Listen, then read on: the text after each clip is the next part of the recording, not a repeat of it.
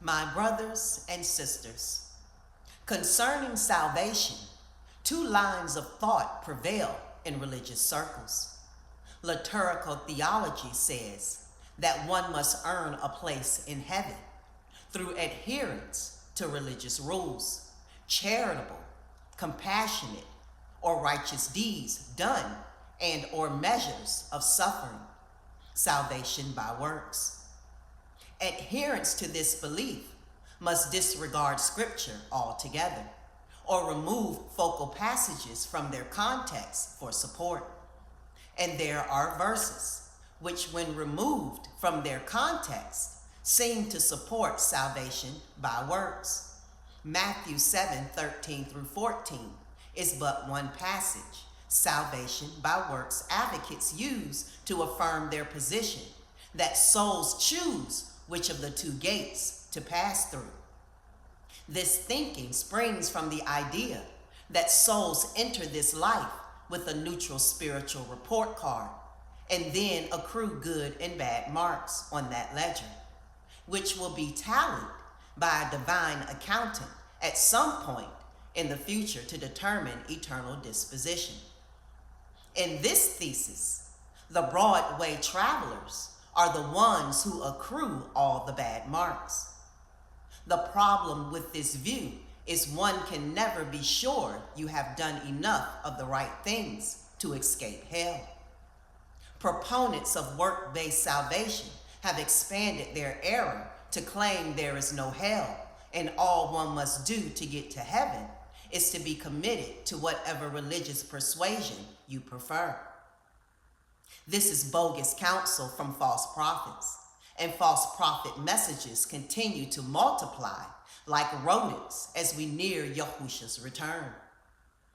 In concert are growing numbers of gullible souls and diminishing discerning believers willing to challenge the deception. Assurance of one's salvation is not available in this soteriological construct. The Apostle Paul clarified the means to salvation when he wrote, "For by grace are ye saved through faith, and that not of yourselves. It is the gift of Yahuwah, not of works, lest any man should boast.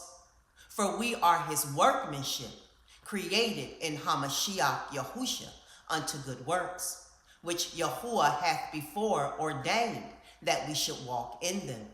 Ephesians 2:8 through 10. Verse 10 certifies divine purpose in the salvation of every soul that are not saved by works, but saved to work for Yahuwah. This process requires one's total submission to Yahushua's kingship. James 4:7.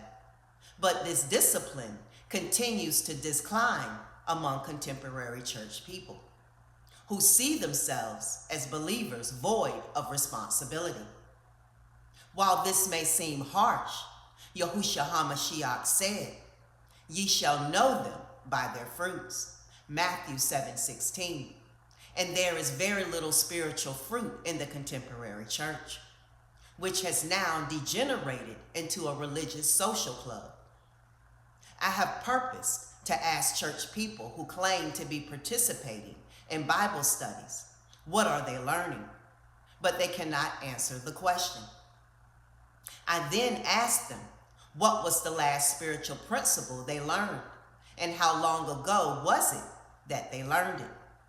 But they cannot answer those questions either.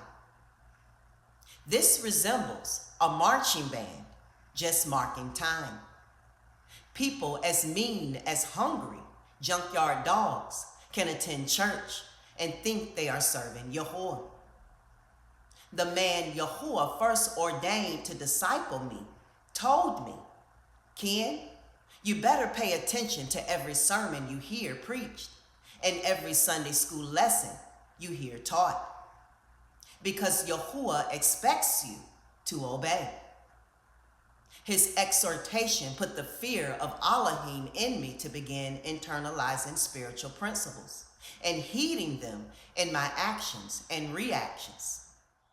While there is no way you can determine anyone else's spiritual condition, conservative theologians fear that the percentage of American believers hovers around 1%.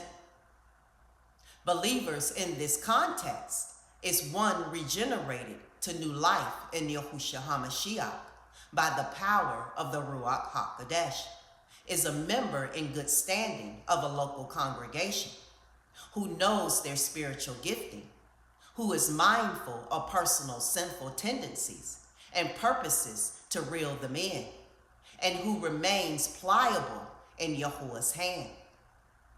The Apostle Matthew recorded Yahushua HaMashiach's correction of the growing misunderstanding about his sheep, John 10:3-5, when he said, "Not every one that saith unto me, King, King, shall enter into the kingdom of heaven, but he that doeth the will of my Father which is in heaven. Many will say to me in that day, King, King, have we not prophesied in thy name, and in thy name have cast out devils, and in thy name done wonderful works? And then will I profess unto them, I never knew you. Depart from me, ye that work iniquity." Matthew 7:21-23. Avoidance of this dilemma is scriptural knowledge together with obedience to it. Matthew 7:21-23 is one of the most somber passages in scripture. It is hard to imagine the horror in someone's soul hearing Yahuwah say, "I never knew you. Depart from me, ye that work iniquity." They will be face to face with the memory of a wasted life based on lies. I have only witnessed to 3 people whom so hated Yahuwah that they said they wanted to go to hell.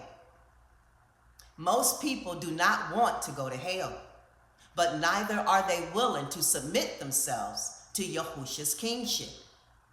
The prerequisite to salvation, John 14:6. This should emphasize the importance of learning, understanding, embracing, and obeying scriptural principles. Shalom.